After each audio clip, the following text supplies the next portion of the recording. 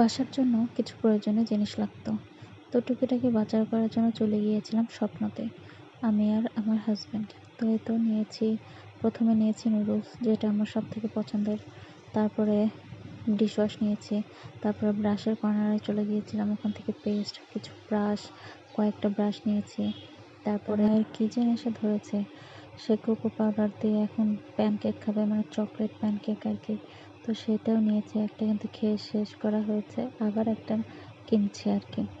তারপরে এগুলো দেখছিলাম, নুডলস, তারপর ডিশওয়াশ, তো এগুলো নিয়েছি বারবার, ওগুলাই দেখছিলাম। তারপরে চলে গেছি তেলের কর্নারে, তেল নিয়েছিলাম 2 লিটারের মতো।